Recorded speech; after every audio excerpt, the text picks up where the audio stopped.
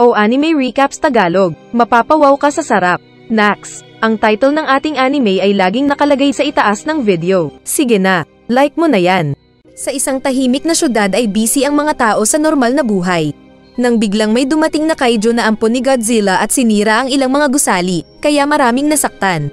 Dahil dito ay agad na rumesponde ang Japan Defense Force gamit ang mga pandigmang chopper at pinaputukan ng halimaw.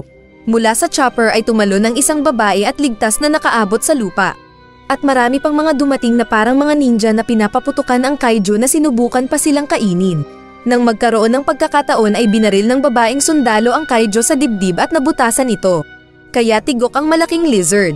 Kalaunan pa ay masaya ang mga tao na pinupuri ang mga sundalo na pumatay sa halimaw. Ito naman ang ating bida na si Kafka Habino. Isa siyang asset ng mga tao sa mundong iyon dahil ang trabaho nila ay ang paglilinis ng mga bangkay ng mga namatay na halimaw. Pero hindi sila napapansin katulad ng mga Japan Defense Force. Kinakarne nila ang mga halimaw para linisin ang city at magandang tirhan ng mga tao. Nagkamali ang isa nilang kasama at aksidenteng pumutok ang isang laman loob na asido ang laman. Kaya nasaktan ang paa nito na agad tinulungan ng bida. Bigla siyang tinawag ng leader at sinabing dadalhin sa intestine section. Kaya tatakbo sana ang bida, pero hinila na siya para maglinis ng isaw na maraming laman na tae. Dahil dito ay nawalan ng gana ang bida na kumain kahit pag-uwi nito. At naamoy pa rin niya ang tae ng halimaw sa katawan. Nakita niya sa news ang sikat na JDF na pumatay sa kaiju. Ito si Mina Ashiro. Pinatay ng bida ang TV at napaisip kung bakit siya naging tagapaglinis ng dumi ng mga kaiju. Saka siya nagmaktol sa kama. Pagbalik niya sa trabaho ay pinakilala sa kanya si Ichikawa na isang estudyante na nais maging defense force. Dati din daw binalak maging defense force ng bida pero sumuko siya sa pangarap. At nang sasabihin niya ang dahilan kay Ichikawa kung bakit siya sumuko ay biglang sinabi ng bata na walang pwedeng gawing palusot para sumuko sa pangarap. Kalaunan ay sinabi ng boss na mapupunta sa intestine si Ichikawa kaya napangiti ang bida. Pero maging siya pala ay doon din dinala. Kaya sa inis ay pinaglalagarin ng bida ang isaw na may tae. Nag-lunch break sila pero hindi makakain ng dalawa dahil sa amoy ng tae. Kaya binigyan na lang ni Kafka ng pantapal ng ilong ang junior para hindi daw maamoy ang mabaho. Ayaw sana ni Ichiko pero pinilit siya ng bida. Nagpatuloy sila sa trabaho at pagsapit ng dismissal ay nag-alisan na ang lahat na nagpaalam sa kanila. Nang sila na lang ay nagpasalamat si Ichikawa kay Kafka dahil sa pagtuturo nito sa kanya sa trabaho. Saka sinabi nitong napansin niya kanina na nalungkot ang bida nang sinabi nitong sumuko na siya sa pangarap na maging Japan Defense Force. At sinabi pang tumaas ang edad ng pwedeng makapasok sa Defense Force. Dahil dito ay nagpasalamat ang bida na sinabing mabait ang junior. Ngunit biglang isang malaking bunganga ang muntik kainin si Ichikawa. Pero agad siyang tinalon at niligtas ng bida. Pero patuloy sa pag-atake ang Yojo na iniwasan ulit ni Ichikawa. Nagutos si Kafka na umalis na ang junior nito at magtawag ng Defense Force. Dahil hindi rin nila kayang patayin ang kalaban, kaya tumakbo ang bata. Saka nagpahabol si Kafka sa kamukha mo kapag hindi ka naliligo. Hinabol siya nito sa kalsada na parang malata. Saka nakakita ng pinto ang bida na agad niyang pinasok at nakatakas sa kamay ng halimaw. Saka dumiretso siya ng takbo at talon sa nabasag na bintana kung saan siya lumusot. Naalala ng bida noong bata pa siya kasama si Mina. Umiiyak ang babae dahil nasira ang tahanan nila at namatay ang pusa nito. At naiinis din ang bida, kaya pareho nilang nasabi na gusto nilang maging defense force para labanan ang mga kaiju. Saka nagkaroon ng challenge kung sino ang magiging best officer. Patuloy sa pagtakbo ang bida. Pero biglang sinira ng Yojo ang gusali at nagpatuloy sa paghabol sa kanya. Naabutan siya ng pangit at sinampal sa lupa, kaya nasaktan ng husto si Kafka. Nadali pa ang paa nito. Kakainin na sana siya ng Yojo nang biglang magregla dahil pinalo ito ni Ichikawa ng hawak na tubo. Sinabi ng bata na tumawag na siya ng tulong at hindi siya magiging defense force officer kung iiwan niya ang senior para mamatay. Muli sana silang sasampalin ng Yojo para patayin. Pero may dumating na tiger na kinagat ang kamay ng halimaw. Saka biglang napatamaan ng malakas na baril ang Yojo na naging sisig, tulad ng ulam mo kanina. Saka inutusan ng babae ang mga kasama na iligtas ang mga civilian. Kalaunan sa ospital ay naisip ni Kafka na malayo na ang narating ni Mina at napag-iwanan na siya. Tinawag siya ni Ichikawa na nagpasalamat at sinabing mabait na tao si Kafka. Saka sinabing bagay talaga nitong maging defense force officer. Kaya naging interesado ulit si Kafka. At sinabing susubukan niya ulit mag-apply ng pagiging defense force officer. Ayos na sana ang motivation niya nang biglang makakita ng halimaw na lumilipad sa harap niya. Sinabi ng halimaw na nahanap ang target, saka mabilis na pumasok ang insekto sa bunganga ni Kafka. Kaya napaigtad siya sa kama na napansin ni Ichikawa. Nang hinawi ng bata ang kurtina ay nakita niya ang itsura ni Kafka na naging halimaw. Kaya nagulat silang dalawa na napasigaw. Pero sinabi ni Kafka na siya ito. Tapos may dumaan pang pilay na nakakita sa kanya, na agad naglabas ng cellphone. Kaya naisip nilang papatayin siya ng defense force kaya sila napasigaw sa takot. Ipinakita noong bata pa sina Mina at Kafka na tinuturuan ng lalaki ang babae kung paano labanan ang mga halimaw. Natatakot ang babae kaya sinabi ng bida na siya ang bahala sa babae. Naalala pala ito ni Mina na napasabing sinungaling ang bida. Biglang may tumawag na may nakita silang halimaw sa isang ospital kaya sinabi ng babae na sila ang bahala dito. Agad naghanda ang grupo ng mga kaiju fighters sa pangunguna ni Mina. At mabilis din silang sumakay ng chopper. Samantala sa ospital ay halos mamatay sa takot ang matanda na nakakita sa bida. Tapos sinubukang ngumiti ni Kafka para maging peaceful, pero mukha siyang kakain, kaya mas natakot ang kawawang matanda. Nahawakan ni Kafka ang pader na biglang nag-collapse dahil sa lakas niya na hindi niya alam. At mas lalo silang nagpanik. Kaya naglabasan ang mas maraming mga pasyente na nakakita sa kanya. Kaya sinabi ni Ichikawa na tumakbo na sila. Ngunit nang buksan lang sana ni Kafka ang bintana ay bigla itong nawasak. Pero agad tumalon si Ichikawa na sinundan ng bida. Pero malayo ang talon niya sa bata. Habang tumatakbo ay nagtataka si Ichikawa kung paano naging kaiju si Kafka. Kaya nagtanong ito kung ito ba talaga ang leader. Pero paglingon niya ay nagulat siya dahil naging mas nakakatakot ang bida. Saka lumabas pa ang dila nito na kumain ng buhay na Angry Bird. Ngunit bigla din siyang lumiit at sumabay kay Ichikawa. Habang tumatakbo ay may bago siyang problema dahil naiihi na daw siya at puno ang pantog niya. Ngunit walang ano-ano ay lumabas sa kanyang nipal ang ihi. Kaya nagmakto lang bida na tumigil at nahiga sa lupa dahil hindi na daw siya makakapag-asawa. Hinihila siya ni Ichikawa para tumakbo nang magtanong siya kung makakasali pa ba siya sa JDF. Na sinabi ni Ichikawa na hindi na dahil naging pangit siya. Kaya naiyak si Kafka. Bigla silang napatigil nang maramdaman ng bida ang pagdating ng isang kaiju mula sa ilalim ng lupa. At lumabas nga ito sa syudad. Kaya nahati ang puwersa ng mga kaiju killers patungo sa mga target. Kaya nagkaroon ng pagkakataon ang dalawa para mas lalong makatakas. Sa isang lugar na nasira ay ipinakita ang isang bata na sinusubukang iligtas ang ina na naipit. Ngunit biglang may dumating na isa pang halimaw na nanilip. Sinira nito ang bahay at kitang-kita ng ina na kakainin na sana ng malaking halimaw ang bata. Pero dumating si Kafka na sinuntok ang mas malaking halimaw na naitapon. Nilapitan niya ang bata para pakalmahin at muling ngumiti, ngunit mas lalong natakot ang bata na napaiyak dahil sa laki ng bunganga niya. Agad nilang pinakawalan ang naipit na ina bago nakabalik ang isa pang halimaw. Inutusan ni Kafka ang mga tao na umalis na dahil susuntukin niya ng malakas ang kalaban. Kaya agad na umalis sina Ichikawa. Nag-charge ng katawan at kamao si Kafka sa kabuong lakas na sinuntok ang dumaluhong na kalaban. At dahil sa lakas niya ay nawasak ang halimaw na naging regla na naikalat. At umulan ng dugo. Nang lumingon si Kafka ay natakot ang bata sa kanyang mukha at nagtago. Kaya lumapit ang bida at sinabing huwag matakot ang bata dahil parating na ang mga JDF. Aalis na sana siya nang bigla siyang tawagin ng bata para magpasalamat. Kaya naalala niya noong nagpasalamat si Mina noong bata pa sila. At muling nagkakumpiyansa ang bida na maging JDF. Saka biglang naglaho ang kanyang armor na pangit at lumabas ang kanyang mukha. Kalaunan ay nakita ni Mina ang nakarne na malaking kaiju. At tinulungan ang ina ng bata. Sinabi ni Mina na papatayin niya ang lahat ng mga kaiju kay masaya ang bata. Pero biglang nalungkot na sinabing huwag patayin ang mabuting kaiju na nagligtas sa kanya. Naging sikat sa news ang patungkol sa tinawag nilang Kaiju number 8 na bida. At nakita din ito ng mga katrabaho nila.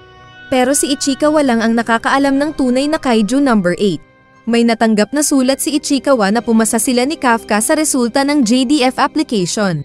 Kaya masaya si Ichikawa na umalis at masaya rin ang mga kasama para sa mga bida. Tinawag ni Ichikawa ang leader na naglilinis na ng nakarne na kaiju. Pero naging mukhang halimaw ulit ito kaya sinipa ni Ichikawa at sinabing ayusin ang mukha dahil sikat na siya sa news.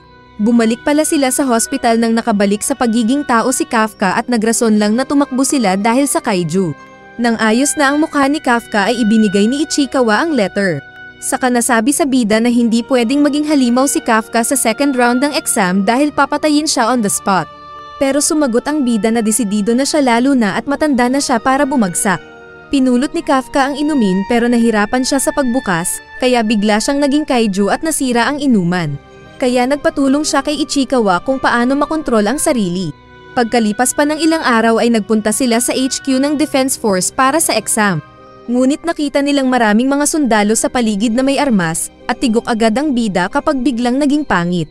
Nakita rin nila ang iba pang mga dumating na aplikante na excited pumasok. Isang babae ang nagsalita na tinawag siyang matanda. Kaya hindi makapaniwala si Kafka na nagagalit dahil hindi pa naman siya matanda. Tapos sinabi pa ng babae na alisin ng bida ang sasakyan nila sa number 55 dahil iyon ang gustong numero ng babae dahil lucky number daw ito. Kaya mas lalong nagalit si Kafka dahil sa pambabastos ng babae. At sinabing paparusahan niya ito ng masarap. Biglang naghubad ng coat ang babae kaya inakala ng bida na pinapakitaan siya. Pero nais lang palang ilabas ng babae ang kakaibang suit nito. Saka hinawakan ng kawawang sasakyan ng mga bida at buong lakas na binuhat ito at itinapon sa gilid. Kaya napasigaw ang dalawa. Nagpakilala ang babae na siya daw si Kakoru Shinomiya. Nilapitan niya si Kafka at mabilis na inamoy. Saka sinabing amoy kilikili, ay amoy kaiju daw ito. Para hindi mabisto ay nagpalusot si Ichikawa na nagtatrabaho sila sa paglilinis ng mga patay na kaiju. Ngunit mas nagulat ang babae nang binuhat din ni Kafka ang kanilang sasakyan na parang package lang at inayos. Buti na lang at inakala ng babae na mayroon ding suit ang lalaki. Nagpakilala pa daw si Kafka pero naunahan tuloy sila sa parking space. Sinabi ni Kokoro na maghanda daw ang bida dahil gagawin siyang katawa-tawa ng babae. Pag-alis ng babae ay nagalit si Ichikawa na sinabing bobo ang bida dahil muntik ipabisto ang sarili. Dahil maingay ay sinabihan sila ng mga sundalo na manahimik at huwag magtambay doon. Kaya pumasok din sila sa gusali. Nagsimula ang training ng mga prospect maging defense force. Pero dahil matanda na ang bida ay hindi na siya tulad ng dati na malakas at mabilis. Kaya siya ang nahuhuli sa physical exam test. Pang 219 ang rangko ni Kafka sa pagtakbo. Tapos dumating pa si Kokoro na ipinakita ang rangko na pang 5. Saka pinagtawanan ang lalaki. Naalala tuloy ng bida nang pabida siyang sinabi na tandaan ang pangalan niya, kaya napahiya siya tuloy. Hinangaan naman siya ni Ichikawa dahil hindi naging kaiju. Ngunit sinabi niyang mas maganda nga siguro kung nag-cheat na lang siya. Nag-report si Soshiro kay Mina at itinuro ang mga applicants na may potential maging malakas na defense force. At kasabay na sinasabi din ito ni Ichikawa kay Kafka. Kasama sa mga top applicants sina Haruichi, Iharu, Aoi, at ang babaeng mayabang na si Kokoro. Lumapit si Kokoro kay Kafka para magpasikat. At nang hawakan siya ni Kafka ay binugbog ng mga bodyguards nito ang bida. Kaya nagalit din si Kafka na sinabing hindi makakatawa si Kokoro kapag natalo din niya ito. Pero ang totoo ay hindi alam ni Kafka kung paano mahigitan ang mas batang babae. Pero sinabi ni Ichikawa na pwede niyang matalo si Kokoro sa susunod nilang test. Ito daw ang paglilinis ng mga namatay na kaiju. Ito daw ang rason kaya naging tagalinis ng kaiju si Ichikawa para matuto.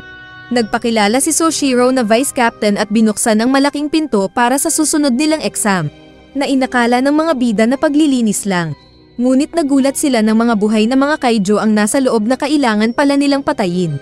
Umatake ang isang kaiju na tumalon ngunit napigilan ng isang barrier.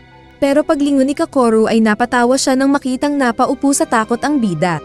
Kaya pinagalitan ni Kafka si Ichikawa dahil hindi naman pala ito paglilinis ng patay na kaiju. Sinabi ni Soshiro na lalabanan nila ang mga halimaw, gamit ang mga advanced combat suit na ginawa mula din sa mga kaiju. Isinuot ni Ichikawa ang isang damit at pakiramdam niya ay naging malakas siya at nag-merge sila ng suit. At nang makasuot na silang lahat ay nakita ng mga scientist ang percentage ng kani-kanilang unleashed combat power.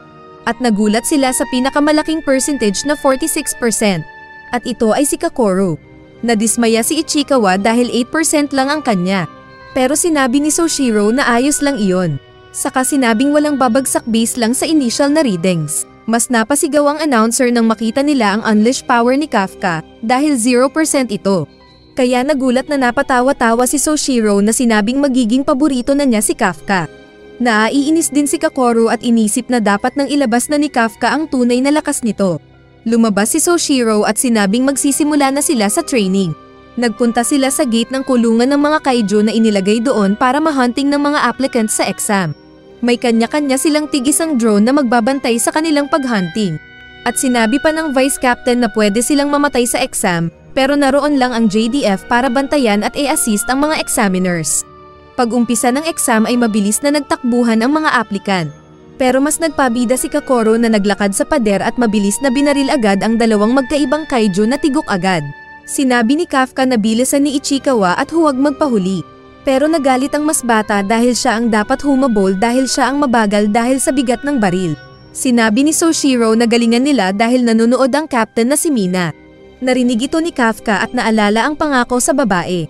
Nagtanong si Kafka kay Ichikawa kung anong gamit ng mga drone. Kaya naisip ng dalawa na hindi kill count ang mahalaga sa exam, kundi kung paano sila magtrabaho bilang team. Kaya nagpunta sila malapit sa kinaroroonan ng isang kaiju na binabaril ng iba pa. Nakita ng bida ang paa ng kaiju at naalala ang nalinisan nila dati na tulad nito. Kaya mabilis siyang nagtapon ng stun grenade sa ulo ng halimaw. Saka sinabing ang tiyan ng halimaw ang mahinang parte nito. Kaya ito ang binaril ni Haruichi at nabutasan ang katawan ng halimaw na namatay. At nakita ito ni Soshiro na nanonood sa control room. Habang tumatakbo ay naisip ng bida na hindi niya kailangan maging kaiju para pumasa. Pero isang kaiju ang biglang lumabas na hinampas ang bida. Kaya naitapon si Kafka sa isang pader. Na nakita rin ng mga examiner at alam ng mga ito na nasaktan ang katawan ni Kafka. Lumapit ang halimaw at kakainin na sana ang bida at bagsak na sana siya. Pero biglang pinagbabaril ni Kokoro ang halimaw na nagkadurog-durog. Saka sinabi sa bida na natalo na naman siya at pwede siyang matulog kung gusto. Saka agad nagpatalon-talon ang babae at pinatay pa ang isang kaiju na kalaban ni Iharu. Mabilis namang pinuntahan ni Ichikawa si Kafka para tulungan. Saka sinabi pa ni Soshiro na nakita nila sa system na nasugatan ang bida at dapat na silang tumigil. Kaya nawala ng pag-asa ang bida na wala na siyang pag-asa para masabayan si Mina. Sinabi ni Soshiro na tumigil na si Kafka. Kaso ay sinabi ng bida na nais pa rin niyang tuparin ang pangarap kahit na iniisip ng iba na wala siyang silbi. Tumayo si Kafka at nagulat ang mga examiner dahil biglang naging 0.01 ang percentage ng unleashed power niya. Dahil nakatayo pa ang bida ay pinagbigyan siya ni Soshiro na magpatuloy. Sinabi ni Ichikawa na tutulungan niya ang senior. At binuhat ni Ichikawa ang bida habang tumatakbo, kaya grabe ang pagtawa ni Soshiro habang pinapanood sila. Patuloy sa pakikipaglaban at pag-uunahan ang iba pang mga applicants. Pero si Kokoro pa rin ang nangunguna. Pinatay ng babae ang isa pang kaiju. At nagpatalon-talon saka pinagbabaril pa ang dalawa. Kumuha siya ng isang matulis na tubo at buong lakas na pinalo ang isang kaiju. Habang nasa ere ay nagtapon siya ng granada sa mas malaking boss kaiju na nasaktan sa pagsabog. Kaya madaling pamatong sa bunganga ng halimaw ang babae. At pahiro na binaril nito ang lamang loob ng halimaw na sumabog sa loob at bumagsak ang halimaw sa tabi ng babae. Kaya natapos ang exam nang walang nagawa ang dalawang nag-combine na bida. Inakala daw ni Soshiro na may babagsak na maraming applicants. Pero wala daw dahil inubos ni Kokoro ang karamihang mga halimaw doon. Dahil natapos ay naisip ni Kokoro na bumalik na para pagtawanan na naman si Kafka. Ngunit sa likod niya ay biglang lumabas ang isang humanoid kaiju na si number 9 at agad na binutas ang dibdib ng babae. Nag-uusap naman ang dalawang bida tungkol kay Kokoro. Nang biglang magulat ang mga Defense Force applicants dahil gumalaw at bumangon ang mga namatay na kaiju. Nagsuka naman ng dugo si Kokoro dahil sa tama sa dibdib. Ngunit nasabi niyang pwede pa siyang lumaban. Nagsalita ang kaiju na sinabing bakit buhay pa ang babae. At kinagulat ito ni Kokoro dahil unang beses nakakita ng matalino at nagsasalita na kaiju. Inayos ng suit ang sugat niya at agad na tumayo para barilin ang kaiju. Ngunit biglang nagkamata ang kaiju at pinatamaan ulit ang babae ng powers nito. Kaya bumagsak ang napamulagat na babae. At narinig na lang nila sa control center ang sigaw ng nasaktang Kokoro. At naging bagsak ang vitals nito. Nakita rin nila ang mga na-zombie na kaiju. Kaya agad na nag-utos si Mina na i-activate ang shield ng mga applicants at pabalikin sila agad. At tinawag ang Vice Captain para puntahan nila sa battlefield ang sumigaw kaninang si Kokoro. Muling nag-compress ang sugat ni Kokoro dahil sa armor. At lalaban pa sana ito. Kaso ay sinapak na siya ng muling nabuhay na malaking kaiju.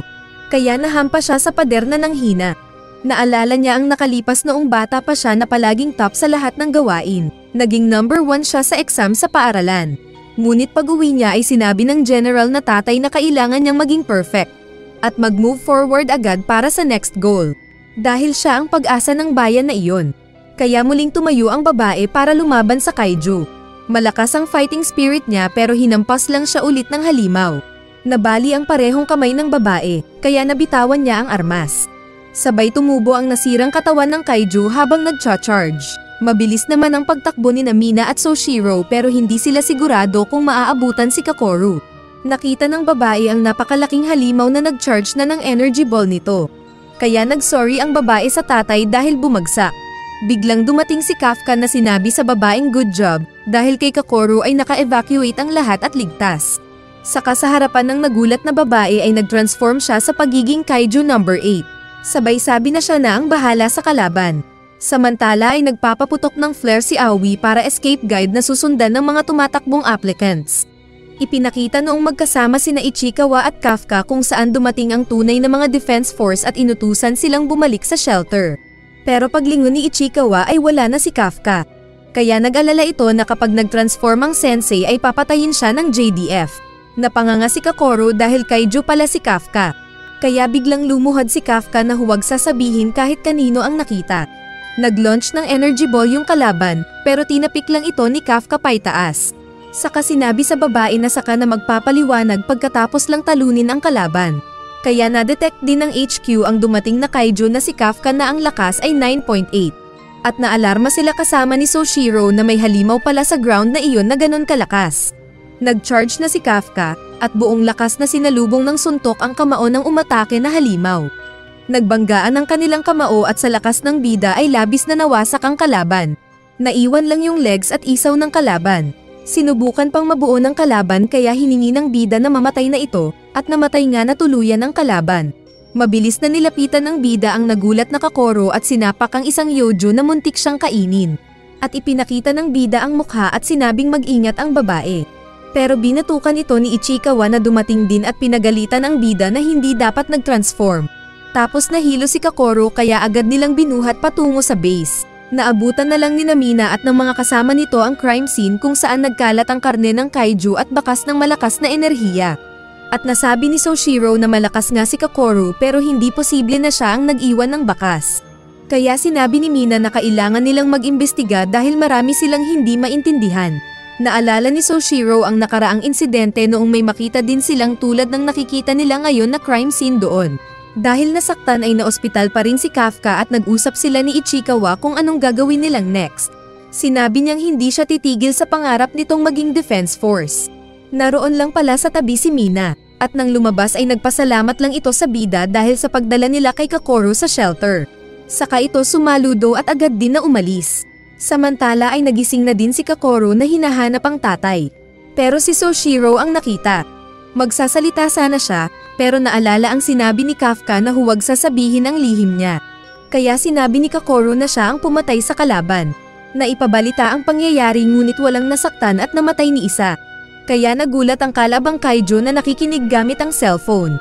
Nasa CR ito na nagtataka kung bakit walang namatay kahit isa.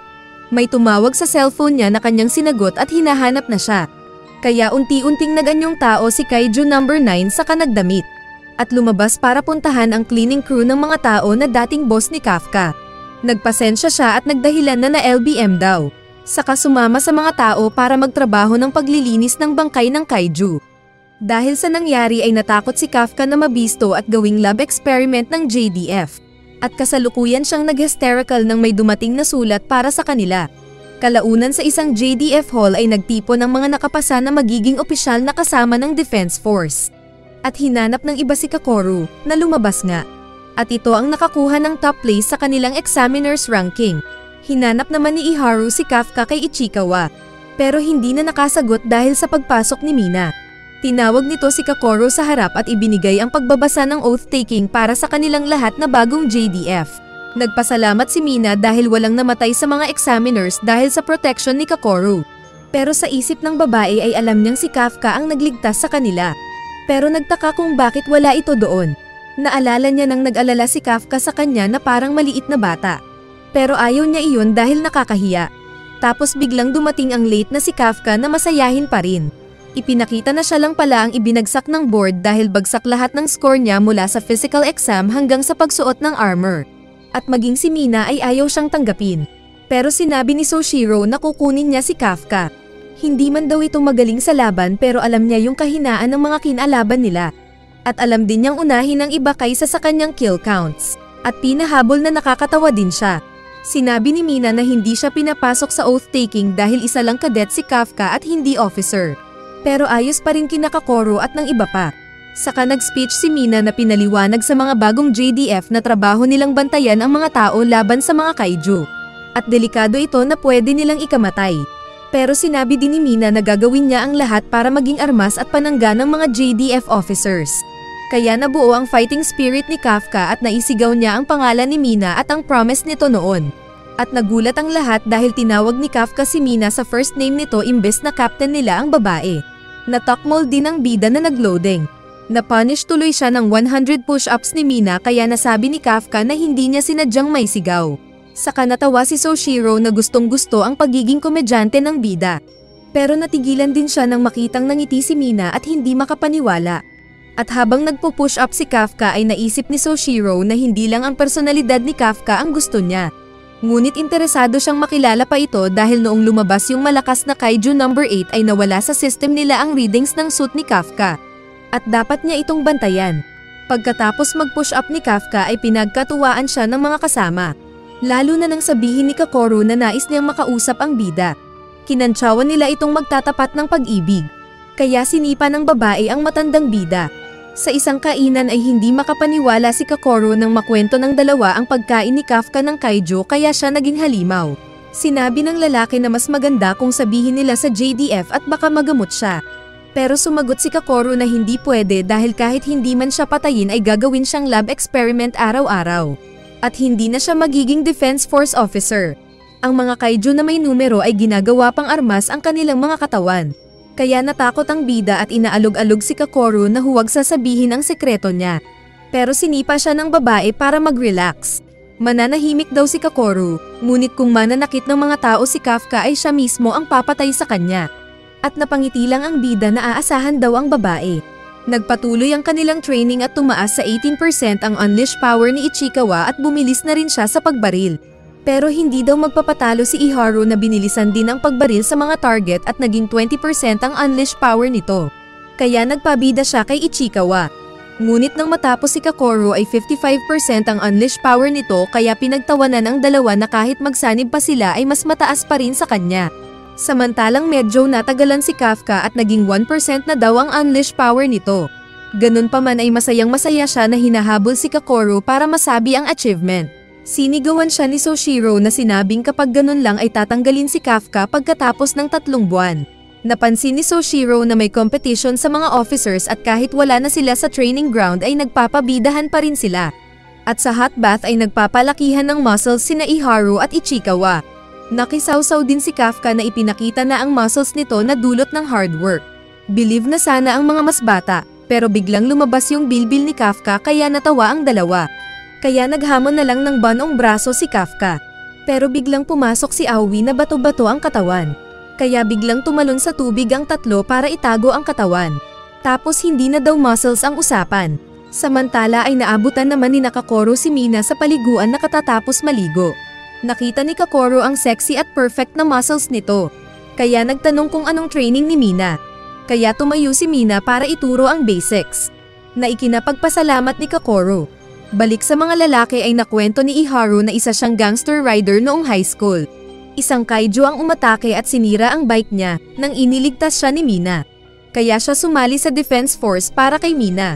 Saka sinabi din ng iba pa na lahat sila ay na-inspired sa galing ni Mina. Nang tanungin nila si Kafka kung bakit, ay hindi sila makapaniwala na childhood friend pala niya si Mina. Nagkwento saglit si Kafka, saka aalis na sana. Pero hinila siya ng iba pa dahil interesado sila patungkol kay Mina. Ngunit dahil nasobrahan sila sa pagbabad sa hot bath ay nawalan silang lahat ng malay. At pinapaypayan sila ni Ichikawa nang makita sila ng mga babae. At nasabi na lang ni Kokoro na mga unggoy kasi sila pagdating kay Mina. At ipinakita pa ang magagandang araw ng pagsasama at pagka-develop ng pagkakasama ng mga Defense Force. Minsang nag-overtime sa pag-aaral si Kafka dahil palagi siyang kulelat, ay nagulat siya nang puntahan siya ni Soshiro. Sinabi ng Vice Captain na alam niyang para kay Mina ang ginagawa ni Kafka. Dahil naririnig daw niya ang usapan nila sa hot bath. At sinabing lahat ng usapan doon ay naire-record. Kaya nagulat si Kafka na tumayo. Sinabi ng bida na gagawin niya ang lahat para matupad ang pangako kay Mina na magiging nasa tabi siya nito. Pero hindi daw papayag si Soshiro. At bago aalis ay ipinaalala ni Soshiro na huwag siyang makipag-close masyado sa iba pang officers. Dahil anumang oras ay pwedeng may mangyaring masama. Saka nagulat sila nang marinig ang alert ring at mabilis ding nagising ang iba pa. Saka sinabi ni Soshiro na maghanda na si Kafka sa una nilang misyon. Naghanda sa pag-atake ang mga defense force patungo sa kinaroroonan ng mga kaiju. At pinalikas din ng mga tao gamit ang maraming bus. Isang malaking kaiju na mukhang kabute ang naglalakad sa gitna ng city. Nagplano si Mina na gagamit siya ng malakas na kanyan para patayin ang malaking kaiju. Pero kailangan muna nilang mapapunta sa tamang pwesto ang kalaban. Sa truck ay ninenerbyos ang mga bida na pupunta sa unang misyon nila. Lalo na si Kafka na kunwari siga pero nasuka pala, kaya sila na-yucks. Nagpunta ng neutralization station ang defense force at nakita nila nang malapitan ang malaking kaiju. Mayroon itong kakayahan na manganak ng maraming maliliit na kaiju. Sinabi ni Soshiro na bantayan nila na walang kahit isang yojo ang makalabas doon dahil sila ang last line of defense. Saka sinabing oras na para magligtas sila ng mga tao. Kaya nag-cheer muna sila pampalakas ng loob. Sinabi ni Ichikawa kay Kafka gamit ang comms na ito na ang oras na matutupad ang kanilang pangarap. At pareho silang ninerbyos at excited. Dumating ang maraming yojo kaya agad na nagtalunan ang mga defense force. Maliban lang kay Kafka na patalikod na bumaba. Nakarating naman na si Mina sa sniper post nito, kaya nagpalipad na ng mga missiles ang mga sundalo at inatake ang malaking kaiju. Kaya naglakad ang kaiju para hanapin ang umaatake sa kanya. Sa kalsada ay inilabas ni Kafka ang combat power, pero 1% lang ito kaya naitapon ng dumaluhong na yojo. Kaya pinagalitan siya ni Kakoru na magtago sa likod. Minamaliit sila ng mga datihang defense force. Kaya nainis si Kakoru na walang hirap na pinasabog ang mga lumapit na yojo. At nagulat na lang ang mga pabida na lumang mahihinang defense force sa lakas ni Kakoru. Pinuri ni Kafka si Kakoru, saka nag-PM pa ito gamit ang comms na bumilis ang tibok ng puso ng babae na nainis. Pinagbabaril naman ni na Iharu at ng mga kasama nito ang iba pang yojo. At nakita ni Iharu na madaling napatay ni Ichikawa ang isang halimaw mag-isa lang niya. Dahil may kakaiba pala itong balang ginagamit. Nagpakitang gilas din ang tahimik lang na awi na pinatay ang isang kaiju. At kasama pa rin niya si Haruichi na binaril din ang 3 pang yojo na sumabog. Kaya nagugulat ang mga datihang defense force sa lakas ng 2 new recruit. Habang bumabaril ang 2 ay iba naman ang naiisip ng boss nilang babae dahil magkaibang putahe daw ang mga ito. Dahil sa lakas ng mga bagong recruit ay madaling naklir ang kinaroroonan ng mga yojo.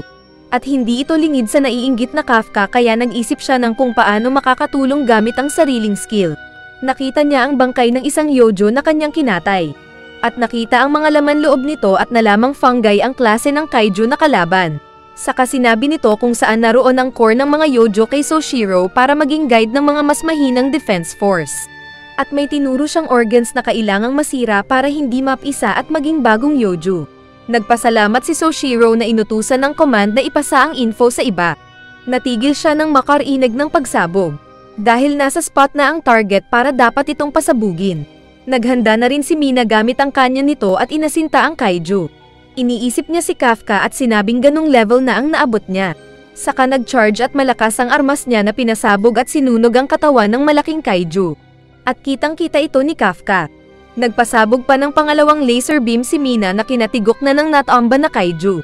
Bumaril siya ng isa pa na kinabilib ng mga nakakita. At kahit patay na ang kalaban ay muling nagpaputok si Mina kaya durog talaga ang kalaban. Nilapitan ni Soshiro si Kafka at sinabing ganun kalakas si Mina na nais makasabayan ng bida sa pakikipaglaban. Pero nagtanong si Kafka kung ganun din ba kalakas si Soshiro na sinabi nitong hindi. Ngunit nang may dumating na yojo sa likod niya, ay pinag-slice niya ito sa isang iglap na hindi kayang makita ng mata. Sinabi ni Soshiro na ito ang kapangyarihan at specialty niya, kaya walang ligtas ang mga maliliit na kaiju sa kanya. Samantalang mga malalaking kaiju naman ang madali lang pinapatay ni Mina. Kalaunan pa ay naglabasan ang sangkatutak na yojo mula sa namatay na malaking kaiju. Kaya pinaghanda ng vice captain ang lahat. Dahil parang pagod na ang mga newbie ay patawa-tawa naman ang mga datihan na sinabing kailangan din nila ng stamina at hindi lang panay unleash power. Nakachancing naman si Nakanoshima sa 2 pogi na sinabihan niyang magpahinga na. Ngunit ayaw ng mga ito kahit napagod na sila. Sinabi ng command na pagod na ang mga baguhan, pero sinagot ni Soshiro na kapag nalagpasan nila ang pagsubok ay lalakas sila kalaunan. Magkasama sina Ichikawa at Iharu na nakarating sa isang kanto. At nakakita sila ng isang lalaki na nakauniporme ng tagalinis ng kaiju.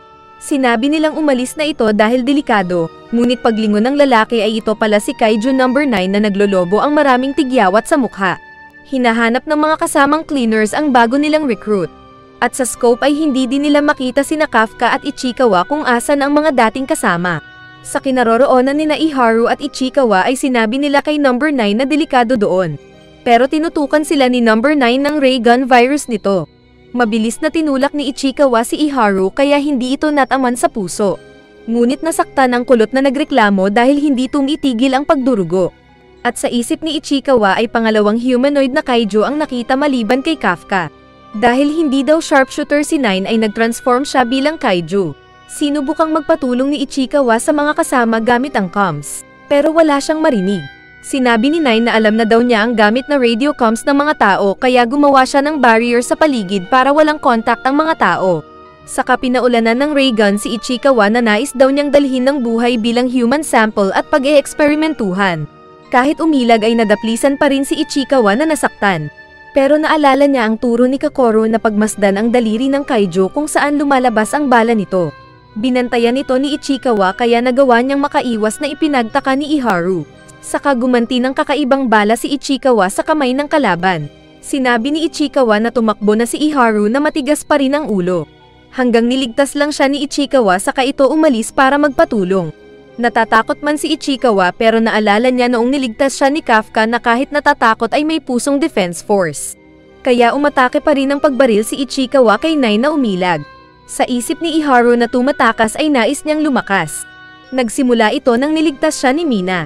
Pero na-stuck lang siya sa 20% na power at nalagpasan pa siya ni Ichikawa. Patuloy sa pagbaril si Ichikawa at pag-iwas naman ng kaiju na biglang nilapitan ng bida.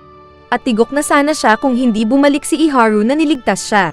Sinabi ni Iharu na hindi siya galit kay Ichikawa pero galit siya sa sarili na palaging nililigtas ng iba. At nakikinig naman si Nine na nakichismis at sinabing walang aalis doon nang hindi niya pinapayagan. Kaya nagdesisyon ang dalawang defense force na pagtulungan nilang talunin si Nine. Saka sabay silang umatake na bumaril. At may gamit na conductor bullet si Iharu na naapektuhan ang kaiju. Nagagawa na ring makailag ni Iharu sa pagpitik ng kulangot ng kaiju. Muling binaril ni Iharu ang tuhod ng napatigil na kaiju. Kaya nagkaroon ng pagkakataon si Ichikawa na magdasal at mag-charge ng malakas na bala saka pinagbabaril ang kalaban. Pagkahawi ng usok ay maraming mga patay na halimaw ang nakita nilang nataman. Ginawa pa itong shield ni Nine na lumabas sa mga bangkay at si Ichikawa naman ang pinagsayaw nito gamit ang mga balang kulangot. Busy sa pagpatay ng mga naglalakad na kabuti ang grupo ni Soshiro nang mag-report ang command na wala silang madetect kina Ichikawa at Iharu. Napansin din ni Kafka ang paggalaw ng mga patay na kaiju.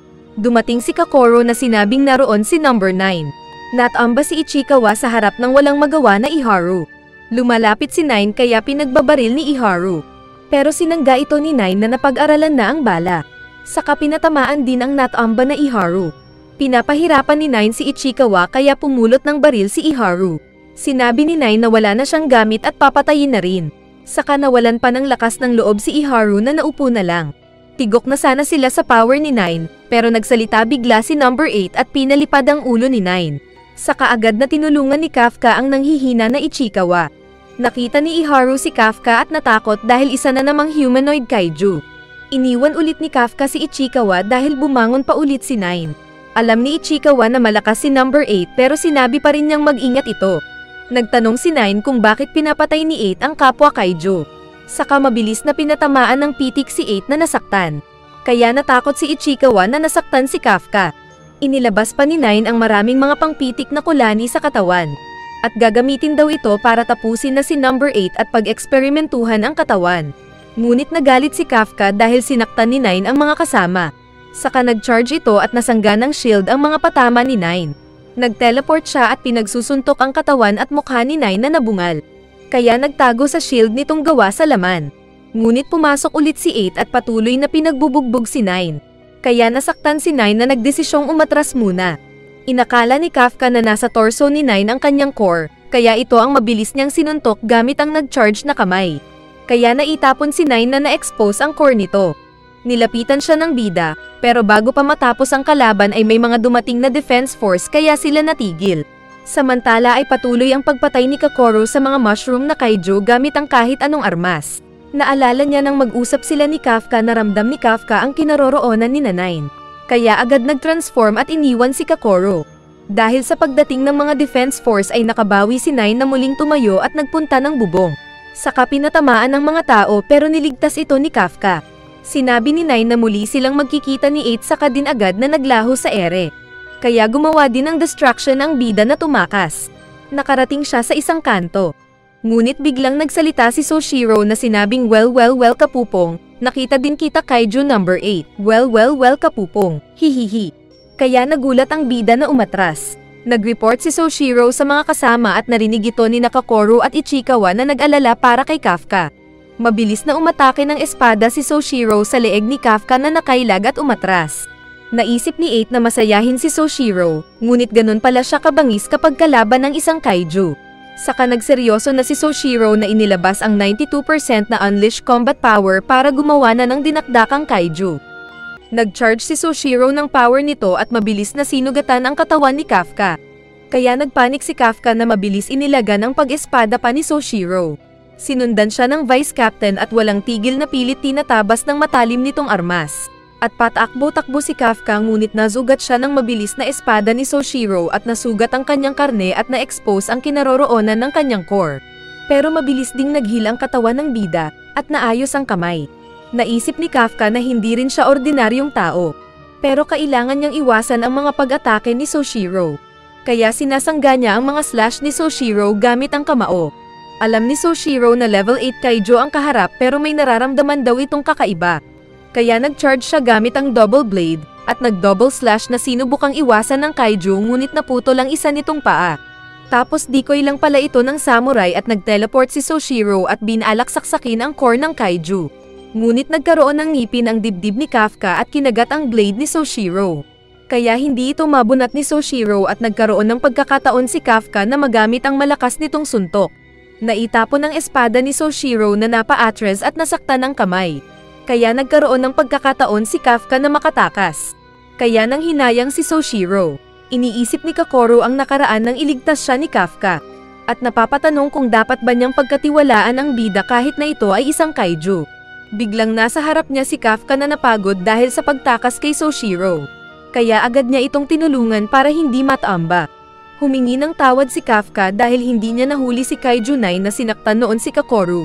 Kaya sinagot ng babae na siya ang tatalo dito. Nag-alala si Kafka kina Ichikawa at Iharu na pupuntahan sana. Pero sinakal at pinagalitan siya ni Kokoro na bantayan muna ang sarili.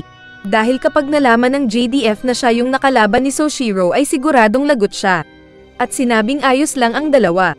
Nakita ni Mina ang nagmamaktol na Soshiro dahil sa pagkabigo na mahuli si number 8. Kaya kinuhanan niya ito ng picture para mailagay sa My Day sa Facebook. Sinabi ni Soshiro na kakaiba si Kaiju number 8 dahil nang naglalaban sila ay yung espada niya ang sinuntok nito. At lumalaban na tulad ng isang tao.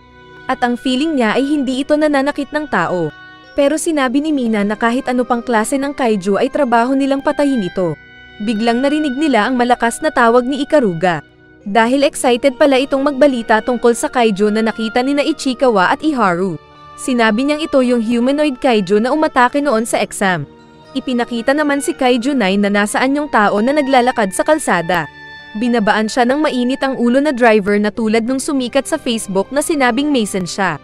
Pinatabi niya ang kaiju sa daan, pero lumapit na lang ang kaiju sa tao. At paglingon ng Boy Labo ay naging malaking bunganga ang kaiju na kinain siya. Kinuha ni Kaiju 9 ang kotse at kinopya ang identity ng lalaking kinain niya.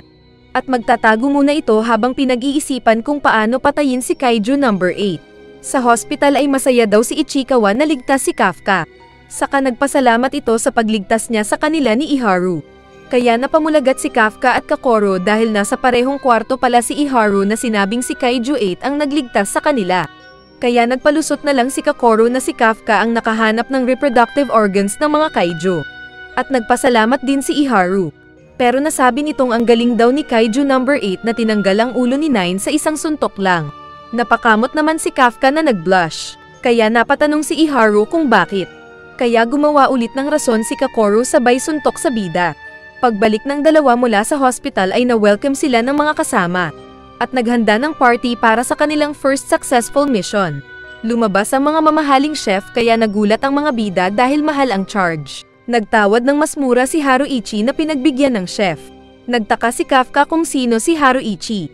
Kaya ipinaliwanag ni Kakoru na anak ito ng may-ari ng high-tech na anti-kaiju weapons na gamit nila. Ito daw kasi ang naghanap ng magandang lugar kung saan sila magpa-party. Lumabas din si Soshiro na binati sila, saka din sila nagkainan at inuman. Inakala ni Ichikawa na masaya lahat. Pero sinabi ni Soshiro na magsisimula pa lang ang tunay na party. At nang malasing nga ang mga defense force ay nagpagalingan ang mga ito at nagsisihan tungkol sa hindi nila gusto sa isa't isa. Maging si Kafka ay lasing din na inakbayan yung hindi close. Pati rin yung mga babae. Kaya nagugulat na lang si Ichikawa. Subalit napansin niyang lahat ay nag-uusap patungkol sa mas maganda sanang execution ng misyon. At lahat ay nais maging malakas na tulad din ni Ichikawa. Nagbunong braso pa sina Aoi at Kafka at natalo si Kafka na pinagtawanan ni Soshiro. Sa labas ay nagpasalamat si Haruichi sa chef na kilala pala siya. At nagtanong pa ito kung kamusta sila ng tatay niya. Pero hindi pa daw niya nakakausap ang ama. Natigil lang sila sa pag-uusap nang dumaan si Aoi para umihi. Sa gitna ng kasayahan ay nag-announce si Soshiro na tinawag si Kafka. At sinabing dahil marami siyang naligtas na buhay sa kanilang misyon, ay napromote siya sa pagiging opisyal na defense force. Kaya nagsaya ang bida kasama ang lahat. At binuhat-buhat pa nila si Kafka na pinakamatanda. Kaya kinabukasan ay binigyan ng uniforme ni Mina si Kafka at opisyal itong na-welcome. Sumaludo si Kafka na aalis na sana. Pero sinabi ni Mina na marami pang kailangang gawin si Kafka para makalevel si Mina at makasama sa laban. Dahil sa saya ay muli niyang tinawag si Mina sa pangalan nito imbes na boss. Kaya sinabihan siyang mag-push up ng 50. Ipinaliwanag ni Mina na si Soshiro ang nag-recommend na maging opisyal na defense force member si Kafka. Kaya kailangan ng bida na ipakita ang galing sa vice captain. Late na naman si Kafka sa pag-aaral. At nang mapagod ay matutulog na sana. Pero nakita niyang bukas ang ilaw ng training room kaya sinilip niya ito. At nagulat nang makita si Soshiro na nagsasanay ng pakikipaglaban. At nakita ni Kafka na nire-recreate ni Soshiro ang labanan nila ni Kaiju No. 8. Kaya nang hina sa takot ang bida at napansin siya ng vice captain. Seryosong sinabi ni Soshiro na nagpa-practice siya para matalo si Kaiju 8 pag nagkita sila ulit. Na mas kinatakot ng bida. At nang inulit itong sinabi ni Soshiro na seryoso, ay muling napapaiyak si Kafka. Kaya napangiti si Soshiro sa reaksyon niya. Sinabi ni Soshiro na malakas din si Kaiju 9 na dapat nilang magawa ng paraan para matalo. Sumaludo naman si Kafka na gagawin daw ang kaya para tumulong. Pero sinaakal siya ni Soshiro na sinabing mahina siya. Pero ini-expect pa rin niya ang 1% na lakas ng bida. Saka inutusan na itong matulog. Hindi lang nila alam na sa oras na iyon ay sangkatutak na kaiju ang lumilipad sa ere. At nakasakay dito si Kaiju No. 10. Naglalakad papunta ng sleeping quarters si Kafka para matulog na. Nang makita niya ang unti-unting pagkahulog ng mga bolang apoy sa kanilang base, wala na siyang nagawa nang sumabog ang magkakaibang parte ng defense force. Kaya nagising na rin ang mga natutulog na masarap sana ang kamot sa kanilang mga singit dahil sa mga bumagsak na apoy. Maging ang mga gusali ay may ilang nasabugan din dahil sa mga malalaking nahulog na apoy. Nagtanong si Soshiro kung anong lagay nila mula sa operations room. At sinabi ni Konomi na inatake sila ng mga kaiju mula sa kalangitan at marami nang nakapasok sa kanilang base. At hindi lang mga mahinang kaiju kundi mga level 6 pataas. Gulat ang dalawang defense force sa nakitang kaiju na nagbuga ng bowl ang apoy kaya sumabog. Saka lumipad sa ere ang halimaw. Inactivate ni Soshiro ang battle suit at tinawag ang lahat sa kanilang battle stations. At siya ang mangunguna dahil wala doon si Mina. Tinawag niya din lahat ng mga naka-off-duty na defense force na lumaban. Kaya mabilis na nag-ayos ang mga sundalo ng kanilang armas at battle gear. Sinabi ni Soshino na wala silang patatakasin na kaiju at ipunin ang mga ito sa training area. Pero sa isip din ng vice captain ay hinala niyang ang base nila ang target ng mga kaiju. Nakita ni Kafka ang nasusunog nilang base dahil sa pag-atake ng maraming mga kaiju. Aalis sana siya para sa safety pero napansin niyang mga lumilipad na kaiju ang nagkumpulan. Kaya natigilan siya dahil alam niyang something smells fishy. Agad niyang tinawagan si Soshiro at sinabing ang mga wing-type kaiju ay mga solo flight at walang friends at walang love life dahil hindi naglalay. At may mga pakpak kaya palipat-lipat sa asawa ng iba at hindi loyal. Dahil dito ay napagtanto ni Soshiro na may leader ang mga ito na mas malakas at mas matalino para maipon sila. Sabay nakita niya ang pagdating ng siga na humanoid kaiju na si number 10. Sinabi ni Kaiju 10 na nakita na niya ang target. Kaya pinutol ni Soshiro ang tawag. At sinabi sa halimaw na siya ang pinakamalakas doon sa oras na wala si Mina. Pero nagtaka siya dahil nakakapagsalita ang halimaw.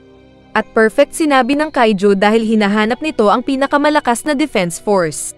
Kasi nga may pakpak na hindi loyal kaya hanap ng mas malakas. Sinabi ni Konomi na level 8 ang kaharap ng vice captain at isang daikaiju. Kaya inutusan ni Soshiro si Ikaruga na mamuno sa pakikipaglaban sa iba pang kaiju at dalhin ang mga ito sa training area. Walang ano-ano ay umatake si number 10 na mabilis inilagan ni Soshiro. Pero nasa likod na niya ang kaiju na umatake ng malakas na suntok at nasira ang lupa. Pero nakailag ulit ang vice captain. Kaya masaya si Kaiju 10 na nagbukas ang mata, tumingala at tumilaok tulad ng manok na pula. Dahil dito ay tumilaok din ang iba pang mga kaiju na gaya-gaya na ipinagtaka ng mga defense force. Nag-iisip pa rin si Soshiro nang muli siyang binalak mapitpit ng kalaban, pero muli siyang nakaligtas. Inilabas niya ang double sword at mabilis na nakipagsabayan sa mabilis ding halimaw. Ngunit matigas ang balat ng kalaban na patuloy sa pag-atake. Pinagbabaril naman ni Ikaruga ang mga kaharap na kaiju. Pero walang epekto sa mga ito ang bala nila. At sila pa ang binugahan ng apoy ng malaking halimaw. Biglang nagsalita si Kafka sa radyo habang nagpapalit ng combat suit. At sinabing huwag atakehin sa harap ang mga kaiju dahil makapal ang mukha ng mga ito. Kundi ay barilin nila sa likod dahil mas manipis ang balat nila doon. Nakikinig din pala sina Ichikawa at Iharu at masaya si Ichikawa dahil ayos lang si Kafka. Pinuri naman ni Haruichi ang bida sa kamabilis silang nag-teamwork ni Aoi. Sinabi ni Aoi na siya ang magpapakita sa harap ng mga kaiju sa katirahin ni Haruichi sa likod. Kaya pinagbabaril nga ni Aoi ang harap ng isang halimaw. Samantalang nagpatalon-talon si Haruichi patungo sa likod nito. Nang nasa posisyon na si Haruichi ay gumamit siya ng attack power at babaril sana. Pero may isa pang kaiju na lumabas sa tagiliran niya na nagpalabas ng apoy kaya siya umilag. At nagtaka sila dahil may teamwork ang mga kaiju. At narinig nila sa radyo na ganun din ang naging problema ng iba. Sinabi bigla ni Kokoro na may isa pang paraan. Saka super bilis niyang nilapitan ng isang kaiju at buong lakas na inatake ito ng harapan gamit ang combat power at malaking palakol.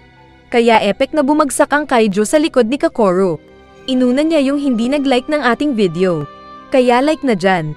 Ipinakita ang nakaraan noong kinausap ni Mina at Soshiro si Kokoro.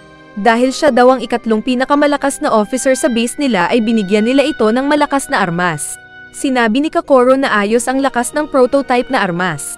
Pero hindi lang daw bagay ng kanyang kagandahan ang pangit na itsura ng palakol. Muling bumangon ang malaking manok.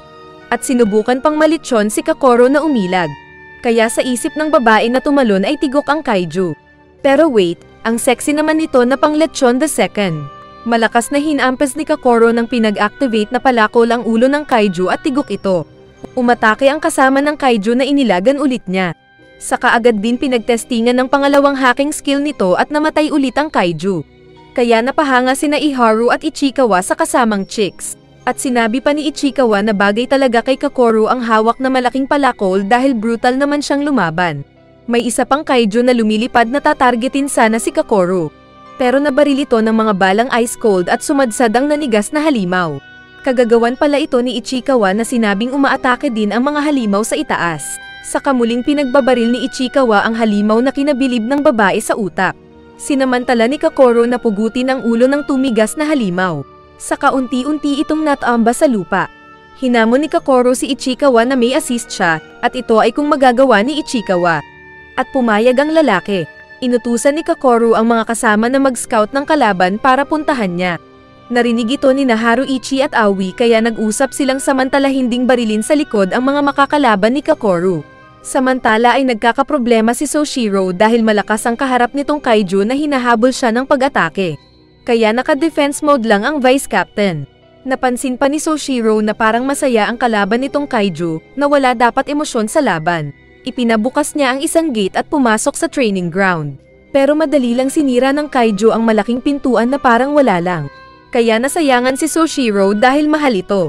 Sinabi ni number 10 na gusto na nitong mahuli at makain si Soshiro para mas lalo pa siyang lumakas. Saka sa isang iglap ay nalapitan ang vice captain na sinuntok at naitapon. Ngunit tinignan ng halimaw ang kamay at sinabing malakas talaga si Soshiro. Saka nahulog ang naputol nitong braso. Nag-alala sa kanya si Konomi, pero sinabi ni Soshiro na ayos lang siya. Saka din lumabas sa harap ni number 10 hawak ang double blade. Sinabi ni Soshiro na magiging seryoso na siya saka inactivate ang 92% ng combat power. Samantala ay naitapon si Minase at magiging sunog na kamote na sana siya sa mainit na buga ng manok. Pero nakita ito ni Kafka na ginawang kaiju ang paa at mabilis na niligtas ang babae. Inakala ni Minase na nagawa na ng bida na makipag-merge sa combat suit nito. At hindi makasagot si Kafka. Muli silang susunugin ng kaiju. Pero mabuti na lang at inatake ito ni Kakoru, kasama din ang sidekick na Ichikawa. Inutusan sila ni Kakoru na hanapin at iligtas ang mga sugatan. Saka sinabi pa sa kanya ni Ichikawa na mag-ingat na siya dahil ganap na siyang Defense Force officer. At magtiwala lang sa mga kasamang malalakas, kaya tumango ang bida. Ipinagpatuloy ni na Ichikawa at Kakoru at ng iba pa ang pakikipaglaban bilang team. Nakinamangha ng dalawang mahina. Narinig din nila ang pagdating ng iba pang grupo na off-duty sana. At tumulong sa pagpatay ng mga kaiju. Dahil sa kanilang tulong ay ilan sa mga kaiju ang natigok at ilang lugar ang nasecure. At nalaman ito ni Kafka at Minase sa kanilang gadget. Kaya tumakbo na sila para tulungan ang mga nasugatan. Sa isip ng bida ay ang galing-galing ng division nila bilang defense force dahil lahat ay lumalakas at nagkakaisa. Sinabi ni Soshiro na nagkamali ng kinalaban na tao si number 10. At matatalo lang ito. Kaya pagsalpukan nilang dalawa ay isang kisap mata na natanggal ang kamay ng kaiju. Sumuntok-suntok pa ang halimaw, pero nakailag lang ang vice captain na nagpapaikot sa kaiju. Kasabay ng pagputol sa kamay nito na agad bumabalik. Sinabi ni Ten na naiintindihan na niya ang pag-atake ni Soshiro at madali lang niyang makakounter ito kalaunan. Ngunit muli lang siyang hinati ni Soshiro sa katawan, gamit ang Hoshina blade fighting technique. Sa kasunod-sunod na mabilis na pinagkakatay ni Soshiro ang katawan ng malaking kaiju na hindi makaporma. Lasog-lasog ang katawan at naslice ang leeg ni Ten. Pero nag-iisip pa rin ito. Habang tumutubo ang katawan ni Ten ay naiintindihan na daw niya ang pakikipaglaban sa kasing lakas na kalaban. At mabilis pa itong umatake ulit kay Soshiro na excited sa laban. Kaso ay mas malakas pa rin ang vice captain na ginawang pork chop ang kamay ng kaiju. At nakita rin nito ang lokasyon ng core ni number 10 na nagulat. Mas maliit daw ito para sa size niya na agad ding ginamitan ni Soshiro ng pagtadtad ng sisig. Akala ng mga nasa control room kung panalo na sila dahil nagtagumpay si Soshiro. Ngunit may narinig na high pitch si Kafka kahit nasa malayo ito. At bigla ding lumaki na parang nagpatong-patong na bola-bola si Kaiju 10. Saka pa nagpalabas ng mainit-init na fume mula sa katawan. Kaya agad nagmaskara si Soshiro. Kasabay pang nakita ni Konomi sa control room ang paglakas pang lalo ni Kaiju 10 sa pagiging level 9. Saka din ito naging ganap na higanteng Daikaiju. Sinabi ng command na naging 9.0 ang lakas ng kalabang kaiju. Dahil sa paglaki ni Ten ay nag-alala ang mga kasama ni Soshiro na hindi nilalabanan ng vice captain ang mga dambuhalang kaiju. Maging si Kafka na naingayan ay patungo sa labanan ng dalawang boss na naglalaban. Hindi pa rin umatras si Soshiro na mabilis inakyat-akyat ang higanti na kalaban at sinusugatan ito ng kanyang espada. Kahit na pinipilit siyang mahuli ni Ten. At alam din ni Soshiro na hindi abot ng kanyang blade ang buong katawan ng hinahati. Kaya ayaw niya ng malaking kaiju. Nag-isip siyang gamitin ang bilis para mapasok ang core ng kalaban. Pero bigla siyang nagsuka ng dugo dahil naabot na niya ang kanyang core power limit. Patuloy pa rin siya sa pagtakbo sa mga pag-atake ni Ten. Isang manok na pula ang lumipad patungo sa kanya na kanyang iniwasan. At nagulat siya dahil kamikaze fighter ito na sumabog. Subalit sinamantala niya ang usok para umakyat ng isang gusali at makapag-sneak attack kay Ten. Ngunit dumami ang mata sa katawan ng kaiju. Kaya tinabig ni Ten si Soshiro na naitapon. Sinabi ng system na nasa panganib ang nawalan ng malay na Soshiro kaya nag-alala sa kanya si Konomi. Naalala niya noong bata pa siya na sinabi ng matandang kasama na genius sana siya kung nasa panahon pa sila ng samurai. Pero dahil lumipas na ito ay hindi na nararapat si Soshiro na sumali sa defense force. Muling bumangon si Soshiro na sinabing ayos lang siya. Kaya hindi malaman ng komandang reaksyon. Sinabi ni Soshiro na parang kasing lakas daw ng pagbangga ng truck ang suntok ni Ten. At naligtas lang siya dahil naka-maximum ang combat power niya. Umatake pa siya ng pag-slice sa kalaban. Pero nag-heal lang ito agad. Saka sinabi pa ng Kaijo na hindi na siya naaapektuhan ng sandata ni Soshiro. Automatic na nag-utos si Ten ng kamikaze nitong manok at nilapitan si Soshiro sa kasumabog, kaya naitapon ang captain. Muli niyang naalala ang sabi ng mas matandang lalaki na sumuko na si Soshiro sa pagiging defense force, dahil outdated na ang fighting skills at weapon niya. Tumayo si Soshiro at naalala naman noong nag-apply siya bilang defense force. Nakita ni Mina ang skill niya patungkol sa blade. At inakala niyang sasabihin ng babae na mas malakas ang baril sa espada. Ngunit inaya siya ni Mina na maging bodyguard kapag may tina-target itong malaking kalaban. Naisip ni Soshiro na pinagkatiwalaan siya ni Mina para sa base nila. Kaya walang tigil siyang umatake ng mga secret blade technique. At paulit-ulit na pinag-slice ang malaking kalaban. Nagawa naman niyang makatama, pero nahuli siya ng malaking kamay ni Ten at checkmate na sana. Nasa tabi lang din si Kafka na nakita ang pagkahuli ni Soshiro. At magiging halimaw na sana ang ating bida para iligtas ang vice captain. At nag-alala si Ichikawa para sa kanya.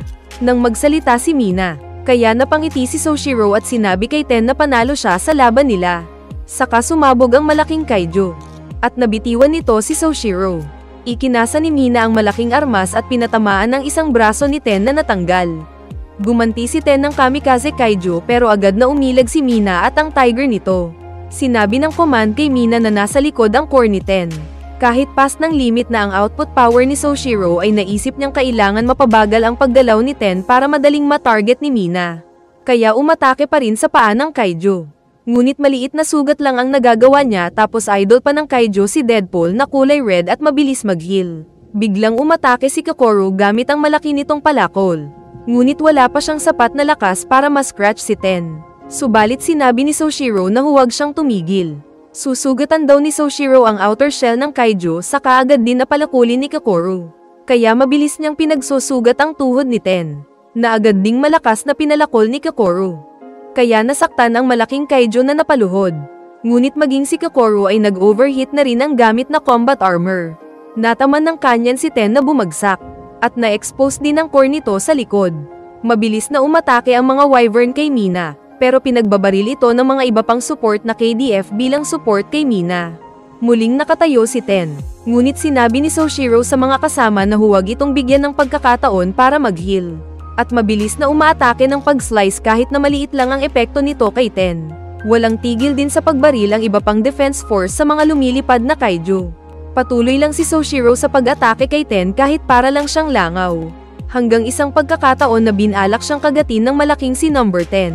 Ngunit ito ang hinihintay na timing ni Mina na nakapag-charge din ng lakas. At ginamit ang malakas na kanyan para pasabugin ang hindi na nakadepensa pang Kaijo number 10. Dahil dito ay nagsaya ang mga defense force dahil natalo na ang kalaban nila. Nilapitan ni Soshiro ang malungkot na Kokoro at pinatayo. Samantalang sa tabi ay naiiyak si Kafka na kasama si Ichikawa dahil nakamit na niya ang pangarap na makasama ng mga malalakas na defense force. Pero kinantsawan siya ni Ichikawa na mukhang pangit daw. Saka sinabi pa ni Ichikawa na maging sila ay kailangan ding magpalakas. Sinabi ni Soshiro na magpahinga na si Kokoro. Pero binatukan siya ni Mina na sinabing magpahinga din si Soshiro. Nag-uusap sila at sinabi ng ibang defense force na sila na ang bahala sa paglilinis ng mga yojo. Pero biglang umungol ang tiger na nakaramdam ng panganib. Pagtingin nila sa itaas ay nakita nila ang nagkumpulan ng mga sumasabog na Kaijo at naging isa itong malaking energy ball. Katumbas daw nito ang lakas ng isang nuclear. Sinubukan itong barilin ng ilang defense force, pero pinigilan sila ni Soshiro dahil naramdaman nitong delikado. Nagsalita pa ang nanghihina na Kaijo 10 at sinabing tabla lang ang laban nila ni Soshiro. Agad na nag-utos si Mina na tumakas na sila. Pero mabilis din ang reflex ng bida na agad tumakbo at nagpatalon-talon palapit sa nakalutang na bomba. Pinigilan siya noong una ni Soshiro na sinabing wala siyang magagawa. Pero napansin niya ang bilis ng bida at alam niyang hindi ito dulot ng 1% na combat power. Sa pagtakbo ng bida ay kasabay din siyang nagbabago sa pagiging Kaijo number 8. Nakita ng lahat ng defense force ang pagbabago ng bida kaya nagulat silang lahat. At na-detect din ng command ang lakas niya bilang si Kaijo number 8. Sinabi ni Soshiro na alam niyang kakaiba si Kafka at gustong-gusto niya. Pero naloko daw siya dahil isa pala itong Kaijo. Samantala sa isip ni Kafka ay nagpasensya siya sa mga kasama dahil hindi ito ang ini-expect nilang pagkatao ng bida. Nagsorry din siya kay Ichikawa dahil hindi napigil ang itago ang lihim. Sinabi ng bida na lahat ay ginawa ang makakaya sa laban. At oras naman na para siya ang maging bida. Kaya nag-charge siya ng buong lakas na nilabas-labas ang mga butas sa katawan. At buong lakas niyang sinuntok patulak sa itaas ang malaking kaiju bomb sa ere. Parang si Iron Man na tinulak palayo ang bomba gamit ang booster. Saka din siya nang hihina na nahulog at bumulusok sa lupa. Agad na nag-utos si Mina na gamitin ng mga kasama ang maximum defense ng armor. At sumabog ang malakas na kaiju energy ball sa ere na tulad ng nuclear bomb. Pero malakas pa rin ang impact nito sa lupa na kinaroroonan ng mga defense force at nagkakabitak-bitak ang lupa. Kaya ginamit pa rin ni Kafka ang lakas para maging shield at depensahan ang mga kasama. Nang ayos na ay naisip ng bida na matanda na siya para sa ganoong mga stunts. Saka lumapit sa likod niya si Mina at ng iba pa na tinawag siyang kaiju. Napalingon ang malungkot na bida. At sinabi ni Mina na kailangan nila siyang mahuli.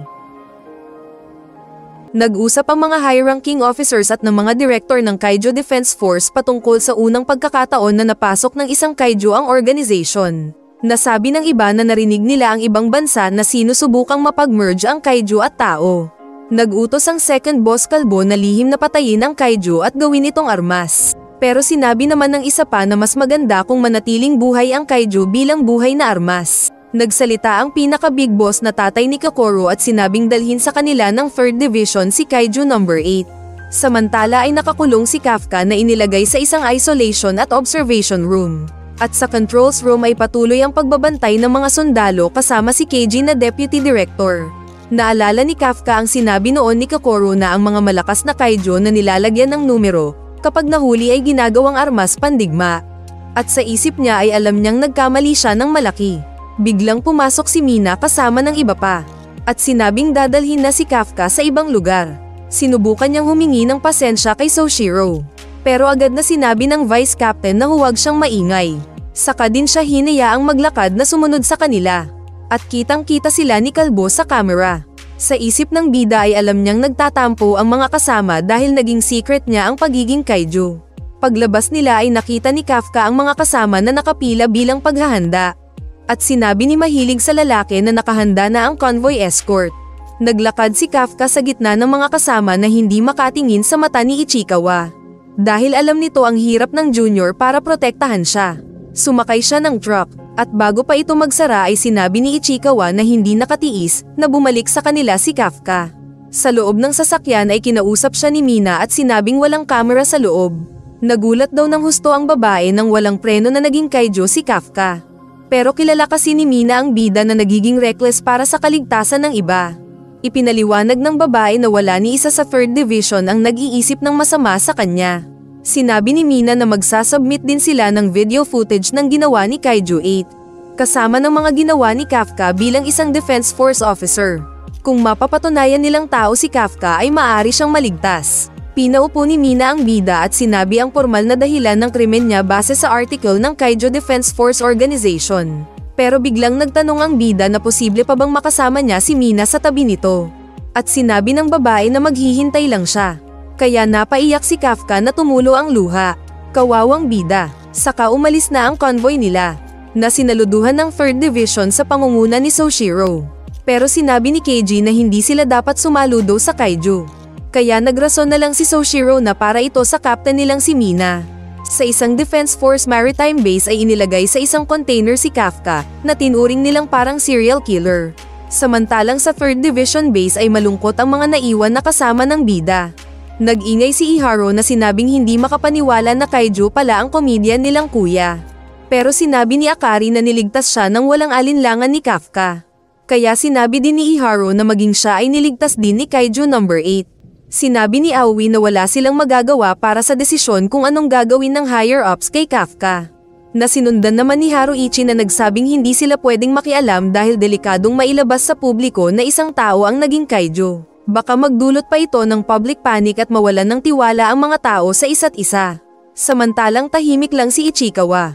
Sa opisina ni Mina ay dumating si Konomi na tinawag ng captain. Saka inutusan ng nerd na gawin agad ang record documents report ni Kafka bilang Defense Force officer. Nilapitan ni Hoshina si Soshiro at nagtanong kung anong mangyayari kay Kafka. Kaya lumapit ang vice captain na sinabing kailangan niyang bumalik si Kafka. Dahil gusto niyang maglaban ulit sila na gamitin ng bida ang buong lakas. Pinuntahan naman ni Kokoro ang tatay na general at nag-report bilang isang sundalo. Nag-request ang babae na huwag patayin si Kafka dahil niligtas nito ang buhay niya. Pero sinabi ng general na huwag siyang maging tanga. Saka ipinakita ang X-ray photo ni Kafka at sinabing hindi puso ang nasa dibdib ng bida, kundi ito ay isang core ng kaiju. Saka ipinaalala ni Isao na kaiju din ang pumatay sa nanay ni Kokoro. Kaya hindi na nagsalita ang babae na aalis na sana. Pero tinawag ang ama at sinabing nais pa rin niyang maniwala na mabait si Kafka. Sa kulungan ng bida ay pumasok ang dalawang scientist kaya nais magreklamo ng bida na experiment ulit. Tusok dito tusok doon. Pero naisip niyang kailangan niyang bumalik para sa mga kasama sa 3rd Division. Sinabi naman ni Mina sa mga kasama na kailangan muna nilang mailipat sa iba pang Kaiju Defense Force Division. Ito ay dahil sa pagkasira ng kanilang base na hindi na posibleng gawing HQ dahil delikado. Lalo na at pwedeng masundan pa ng mas masahol na pag-atake ng Kaiju ang base na iyon.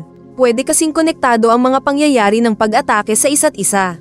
Tinipon daw ang mga magagaling mula sa 3rd Division para makipagsanib sa iba pang division. Ngunit napatanong si Haruichi na posible bang ito ay dahil sa koneksyon nila kay Kafka. Kaya silang lahat ay pinaghihiwalay para mamonitor ng mga higher-ups. Hindi sana papayag si Iharu at Haruichi dahil mas gusto nila ang 3rd Division dahil kay Mina.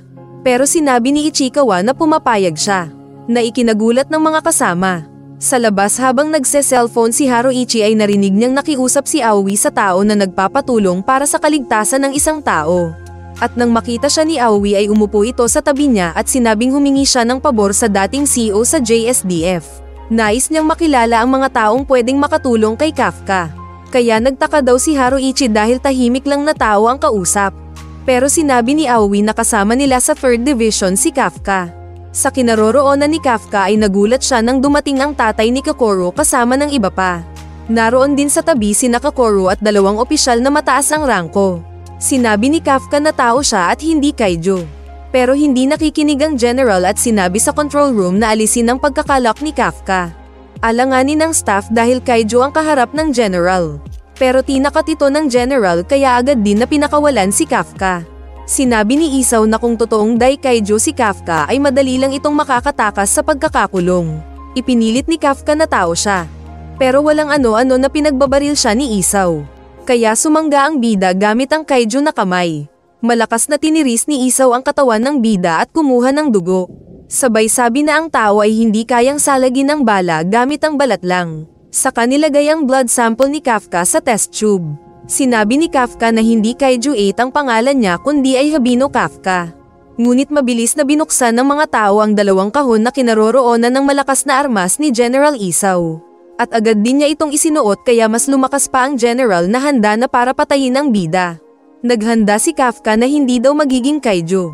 Pero sa isang atake lang ni Isao ay putol ang kamay niyang naitapon. Saka pa siya pinasabog ni Isao. Kaya pagbagsak niya sa sahig ay naging kaiju ang katawan niya. Sinabi ni Isao na hindi ganon ang itsura ng tao sabay atake ng malalakas nitong pagtirada. Kaya mabilis ang pag-ilag at pagtakbo ni Kafka. Pero naabutan siya ni Isao at malakas na straight punch at na uppercut. Natanggal ang isang kamay at isang paa ng bida, pero agad din itong tumubo. Paglapag niya sa lupa ay muli siyang direct na inatake ng nag-charge pang sumasabog na suntok ni Isao. Kaya naitapon ng bida sa nasirang pader. Pero hindi pa tapos ang general na inilagan pa ni Kafka. Nagtaka ang bida kung bakit ganon ang reaksyon ng katawan niya na parang kaiju ang kalaban nito na tao naman. Sa kanya naramdaman ang malakas na kaiju power ni Isao. Nagkwento si Lolo Saitama na gamit ni Isao ang lakas ni Kaiju No. 2. Ito ang kaiju na umatake noon sa Hokkaido. At idol nito si Godzilla na sumisira ng mga matataas na gusali na pagawaan ng mga bata sa gabi. Malakas ang kapangyarihan ng kaiju na parang naglalakad na nuclear. At nang mapatay ito ng Defense Force ay ginawa itong malakas na armas. At ito nga ang gamit ni Isao na mga bakal na nilagay sa kamay dahil siya lang ang may kaya na gamitin ito. Kaya naintindihan na ni Kafka ang sinabi noon ni Kokoro na ginagawang armas ang mga Daikaiju na may numero. Binalak tumakas ng bida ngunit hindi siya makagalaw. At nagulat na lang nang makitang putol na pala ang mga paa niya. Kaya malaya siyang sinuntok ng malakas ni Isao na kinabahala ni Kokoro.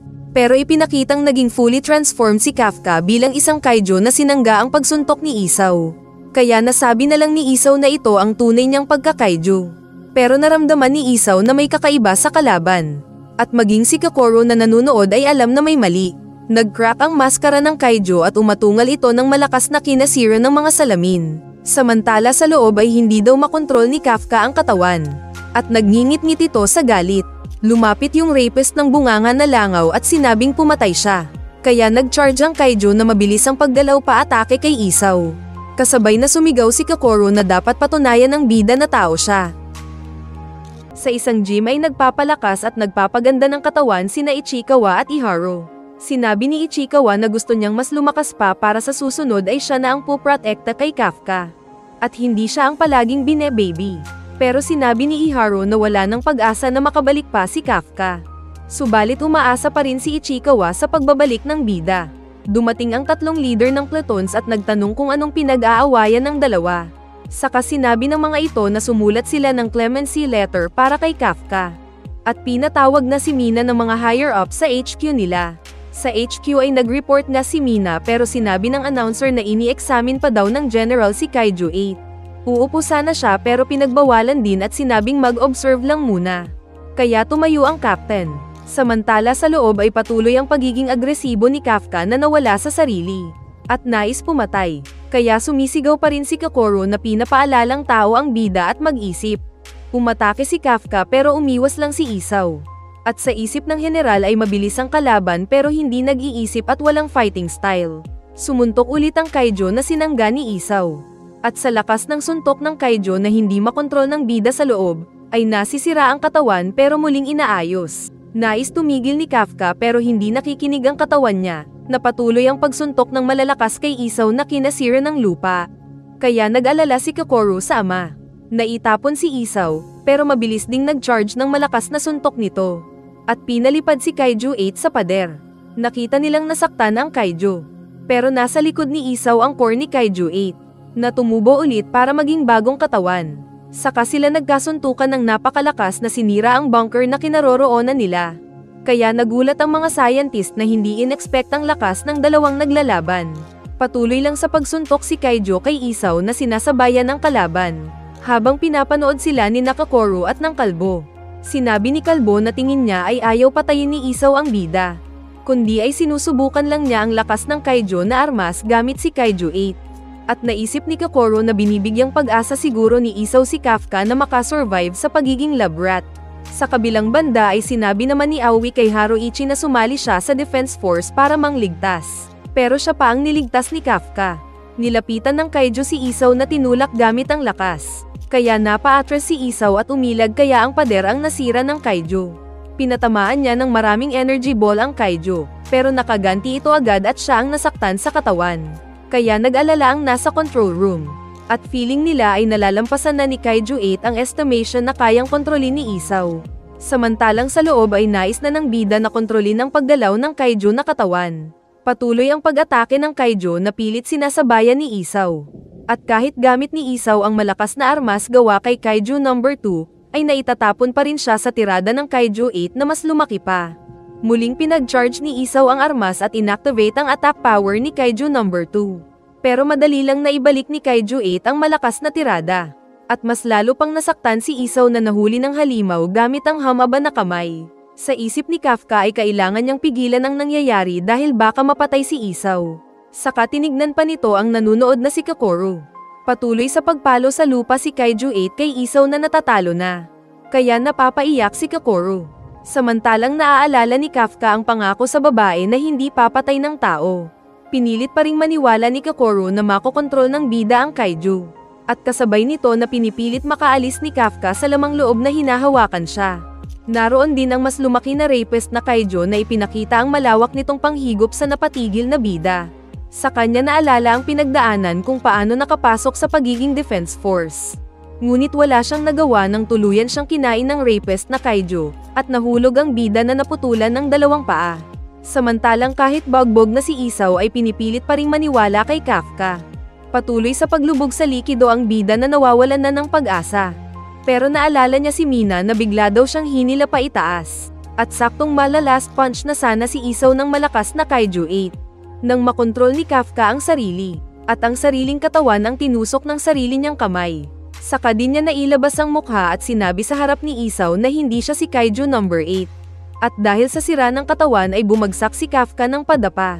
Kaya tinusok padapa. Tinutukan siya ng armas ni Narumi.